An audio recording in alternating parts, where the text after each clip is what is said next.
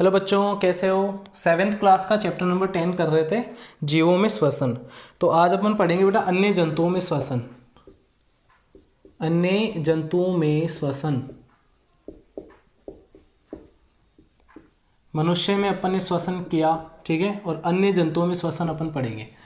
तो बेटा देखो, हमारी तरह जो है शेर, गाय, बकरी, ठीक है, भेड़ वगैरह, ये क्या होते हैं, इनमें भी फेफड़े पाए जाते हैं और ये फेफड़ों से श्वसन करते हैं। लेकिन कुछ जीव क्या होते हैं कि इनमें कुछ विशेष संरचनाएं पाई जाती हैं जिनसे वो श्वसन करते हैं। जैसे कि आप जब कॉकरोच की बात करते हो, कॉकरोच जो होता है वो क्या करता है बेटा, इनमें कॉकरोच के शरीर के पार्श्व भाग में पीछे की तरफ क्या होते हैं, छोटे छोटे छिद्र पाए जाते हैं, ठीक है। एक कॉकरोच जो होता है उसके शरीर में क्या पाए जाते हैं, छोटे छोटे छिद्र पाए जाते हैं पीछे की तरफ। इन छिद्रों के शरीर में भी मतलब इन कीटों के शरीर में भी इस प्रकार के छिद्र होते हैं। ये छिद्र श्वास रंध्र कहलाते हैं। मतलब इनमें क्या पाए जाते हैं, श्वास रंध्र पाए जाते हैं।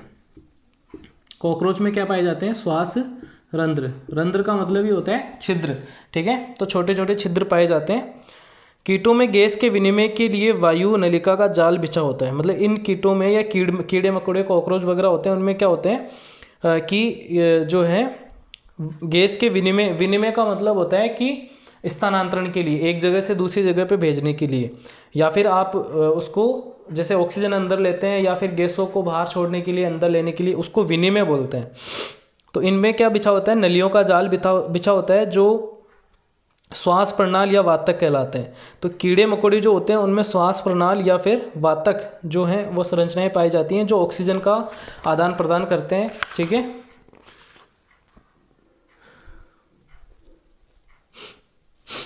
तो कॉकरोच में क्या होता है कि ऑक्सीजन रंध्रों द्वारा अंदर जाती है शरीर में।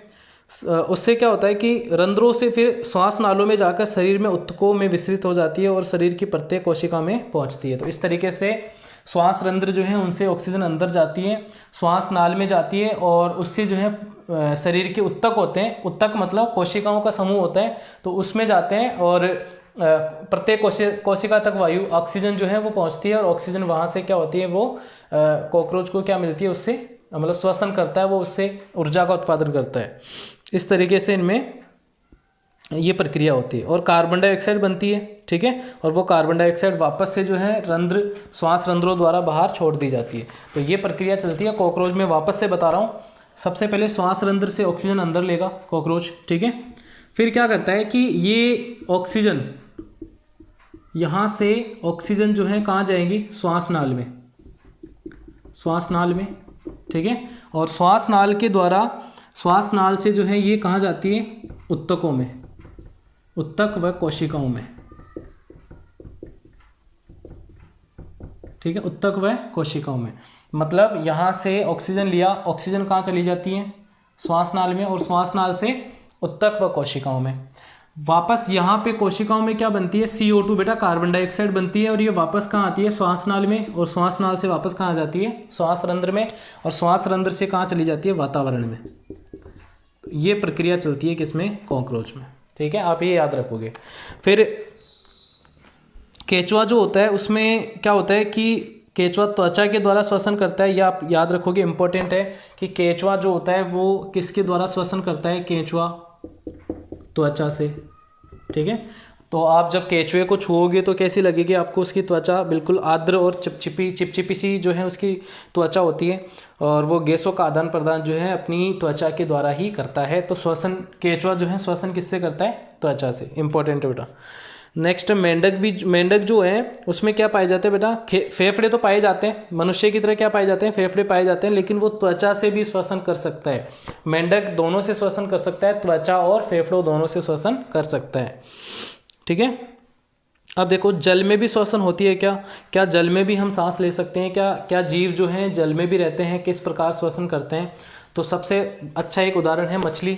मछली जो है वो क्या करती है, जल में सांस लेती है। किस तरीके से लेती हैं, गलफड़ों से, गलफड़ों से, ठीक है। इनमें फेफड़े नहीं पाए जाते हैं, मछलियों में क्या पाए जाते हैं, गलफड़े पाए जाते हैं। गलफड़ों से ये क्या करती है, श्वास लेती है, या फिर क्लोम बोल सकते हैं, या क्लोम, ठीक है।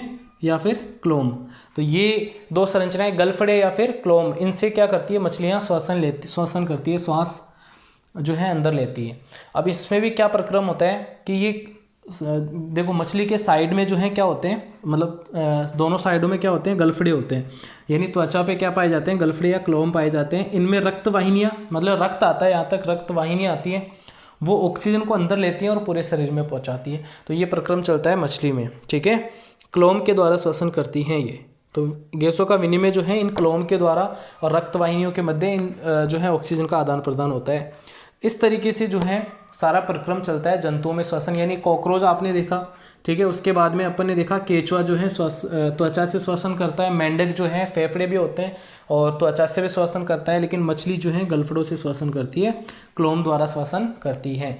ये आप याद रखोगे, ठीक है बेटा।